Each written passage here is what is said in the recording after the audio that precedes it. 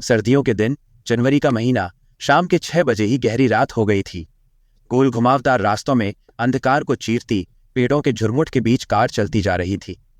सैलानी ही इस समय सड़कों पर कार चलाते नजर आ रहे थे। टूरिस्ट टैक्सियां भी वापस शिमला जा रही थी। कुफरी की ओर इक्का दुक्का कारें ही जा रही थीं। बातों के बीच चारों शिमला की ओर बढ़ रहे थे। लगभग आधा सफर कट गया था। कार स्टीरियो की तेज आवाज में हंसी ठिठोली करते हुए सफर का आनंद उठाते हुए समय का पता नहीं चल रहा था। झटके मारते हुए कार क्यों चला रहे हो? प्रशांत ने झटकती हुई कार में झूलते हुए कुमार से पूछा। प्रशांत भाई, मैं तो कार ठीक चला रहा हूं, मालूम नहीं ये अचानक से झटके क्यों खा रही है? कुमार ने झटके खाती कार को संभालते हुए कहा। कार को थोड़ा साइड करके देख लेते हैं, हो सकता है कि डीजल में कचरा आ गया हो। थोड़ी रेस देकर देखता हूं कि कार रिदम में आ जाए। कुमार ने क्लच दबाते हुए कार का एक्सीलेटर दबाया, लेकिन कोई खास कामयाबी नहीं मिली। कार झटके खाती हुई रुक गई। अब क्या करे? चारों के मुख से एक साथ निकला। सभी सोचने लगे कि काली रात के साए में कुछ भी नजर नहीं आ रहा था। सोने पे सुहागा तो धुंध ने कर दी थी। धीरे धीरे धुंध बढ़ रही थी। ठंडक भी धीमे धीमे बढ़ रही थी। कार सड़क की एक साइड पर खड़ी थी। इक्का दुक्का कार टैक्सी आ जा रही थी। प्रशांत बाहर निकलकर मदद मांगनी पड़ेगी। कार में बैठे रहने से कुछ नहीं होगा। कार तो हम चारों का चलाना आता है, लेकिन कार के मैकेनिक गिरी में चारों फेल है। शायद कोई कार या टैक्सी से कोई मदद मिल जाए, कहकर कुमार कार से बाहर निकला। एक ठंडे हवा के तेज झोंके ने स्वागत किया। शरीर में झुरझुरी सी फैल गई। प्रशांत भी कार से बाहर निकला। पायल और कामना कार के अंदर बैठे रहे। ठंड बहुत अधिक थी। दिल्ली निवासियों कुमार और प्रशांत की झुरझुरी निकल रही थी। दोनों की हालात दयनीय होने लगी। थोड़ी देर खड़े रहे तो हमारी कुल्फी बन जाएगी, कुमार ने प्रशांत से कहा। ठीक कह रहे हो, लेकिन कर भी क्या सकते हैं? प्रशांत ने जैकेट की टोपी को ठीक करते हुए कहा। लिफ्ट मांगकर शिमला चलते हैं, कार को यहीं छोड़ते हैं। सुबह शिमला से मैकेनिक ले आएंगे, कुमार ने सलाह दी। ठीक कहते हो। रात का समय था। गाड़ियों की आवाजाही नगण्य थी। काफी देर बाद एक कार आई। उनको कार के बारे में कुछ नहीं मालूम था। वैसे भी कार में 5 सवारियां थीं। कोई मदद नहीं मिली। 2-3 कारें और आई, लेकिन सभी में पूरी सवारियां थीं। कोई लिफ्ट न दे सका। एक टैक्सी रुकी। ड्राइवर ने कहा, जनाब मारुति, होंडा, टोयोटा की कार होती तो देख लेता। ये तो BLW है, मेरे बस की बात नहीं है। एक काम कर सकते हो, टैक्सी में एक सीट खाली है। पति पत्नी कुफरी से लौटकर शिमला जा रहे हैं। उनसे पूछ दो तो एक बैठकर शिमला तक पहुंच जाओगे। वहां से मैकेनिक लेकर ठीक करवा सकते हो। टैक्सी में बैठे पति पत्नी ने इजाजत दे दी। कुमार टैक्सी में बैठकर शिमला की ओर रवाना हुआ। प्रशांत कार में बैठ गया। प्रशांत, पायल और कामना बातें करते ही समय व्यतीत कर रहे थे। धुंध बढ़ती जा रही थी। थोड़ी देर बाद प्रशांत पेशाब करने के लिए कार से उतरा। कामना, पायल कार में बैठे बोर हो गई थी। मौसम का लुत्फ उठाने के लिए दोनों बाहर कार से उतरी। कपकपाने वाली ठंड थी। कार में बैठो, बहुत ठंड है, कुल्फी जम जाएगी, प्रशांत ने दोनों से कहा। बस 2 मिनट मौसम का लुत्फ लेने दो, फिर कार में बैठते हैं, पायल और कामना ने प्रशांत को कहा। भूतिया माहौल है, कार में बैठते हैं, प्रशांत ने कहा। प्रशांत की बात सुनकर पायल खिलखिलाकर हंस दी। भूतिया माहौल नहीं, मुझे तो फिल्मी माहौल लग रहा है। किसी भी फिल्म की शूटिंग के लिए परफेक्ट लोकेशन है।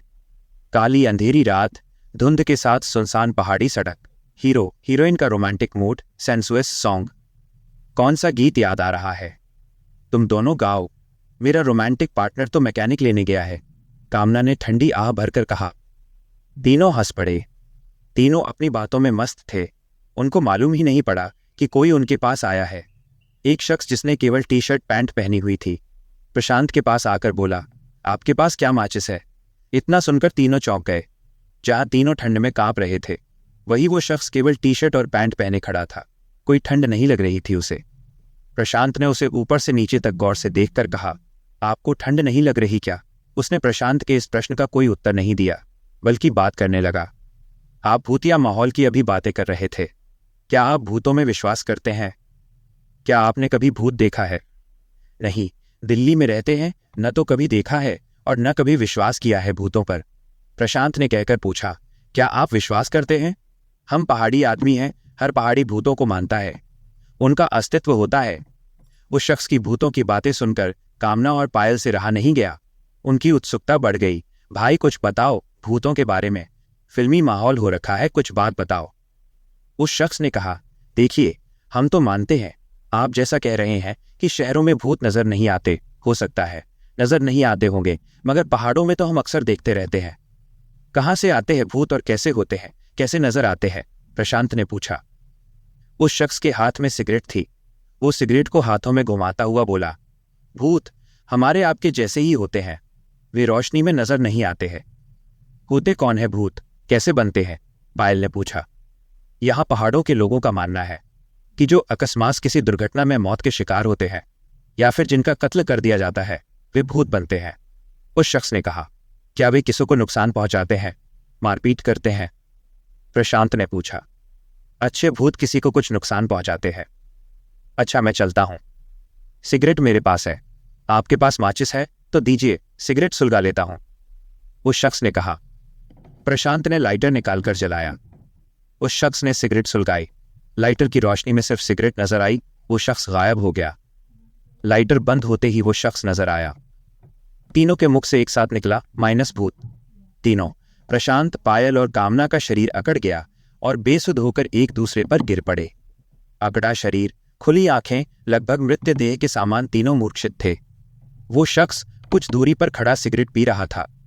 तभी वहां आर्मी का ट्रक गुजरा। उसने ट्रक को रोकने का इशारा किया। ट्रक ड्राइवर उसे देखकर समझ गया कि वो कौन है। ट्रक से आर्मी के जवान उतरे और तीनों को ट्रक पर डाला और शिमला के अस्पताल में भर्ती कराया। कुछ देर बाद कुमार कार मैकेनिक के साथ एक टैक्सी में आया। अकेली कार को देख परेशान हो गया कि तीनों कहाँ गए। वो शख्स जो कुछ दूरी पर था कुमार को बताया कि ठंड में तीनों की तबीयत खराब हो गई, आर्मी के जवान उन्हें अस्पताल ले गए हैं। कहकर वो शख्स विपरीत दिशा की ओर चल दिया। मैकेनिक ने कार ठीक की और कुछ देर बाद शिमला की ओर रवाना हुए। कुमार सीधा अस्पताल गया। डॉक्टर से बात की। डॉक्टर ने कहा कि तीनों को सदमा लगा है।